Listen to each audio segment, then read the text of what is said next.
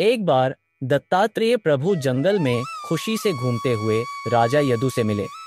राजा ने देखा कि दत्तात्रेय प्रभु अत्यधिक खुश हैं और उन्होंने पूछा कि उनकी खुशी का राज क्या है और उनके गुरु का नाम क्या है। दत्तात्रेय प्रभु ने बताया कि उनका असली गुरु आत्मा है, लेकिन उन्होंने 24 व्यक्तियों से ज्ञान प्राप्त किया है जो उनके गुरु हैं।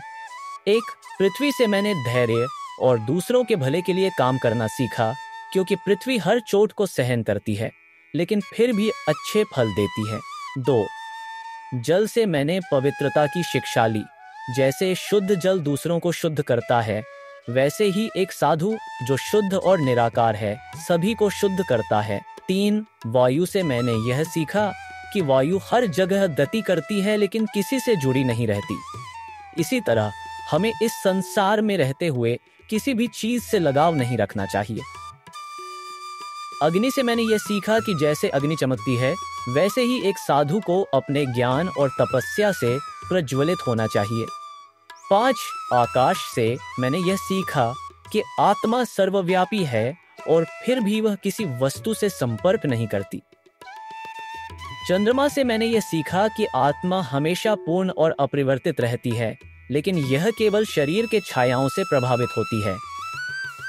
सूर्य से मैंने यह सीखा कि ब्रह्मा विभिन्न रूपों में दिखाई देते हैं, लेकिन वे अपनी सच्चाई में अपरिवर्तित रहते हैं।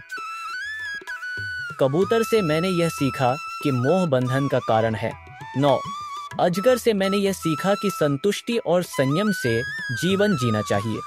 10, महासागर से मैंने यह सीखा कि जैसे महासागर में सैकड़ों नदियां गिरती हैं लेकिन वह शांत रहता है, वैसे ही ज्ञानी व्यक्ति को जीवन के कष्टों और आकर्षणों से अप्रभावित रहना चाहिए।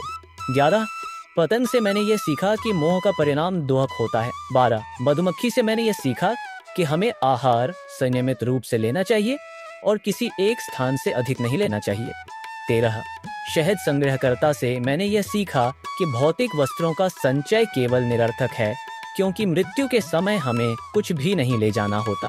14, हाथी से मैंने यह सीखा कि आत्मनियंत्रण और धैर्य से जीवन जीना चाहिए। 15, मृग से मैंने यह सीखा कि संसार में कोई भी चीज स्थिर नहीं है, हमें हमेशा तैयार रहना चाहिए। 16, मछली से मैंने यह सीखा कि जीवन में सही रास्ते पर चलना चाहिए। नृत्यांगना पिंगला से मैंने यह सीखा कि मनुष्य को अपनी परिस्थिति के अनुसार संतुष्ट रहना चाहिए। कौवा से मैंने यह सीखा कि जीवन अस्थिर और अप्रत्याशित है। बालक से मैंने यह सीखा कि हमें सरलता से जीवन जीना चाहिए और हर क्षण का आनंद लेना चाहिए। 20, धनुर्धर से मैंने यह सीखा कि एकाग्रता से कोई भी कार्य बिना विघ्न के किया जा सकता है। 23, मकड़ी से मैंने यह सीखा कि हमें सांसारिक विचारों से बचकर केवल ब्रह्म में ध्यान केंद्रित करना चाहिए।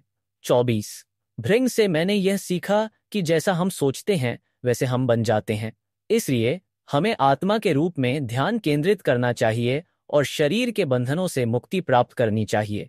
यह शिक्षाएं दत्तात्रेय प्रभु ने प्रकृति और संसार के विभिन्न तत्वों से प्राप्त की, जो उन्हें आत्मज्ञान की ओर मार्गदर्शन करती हैं।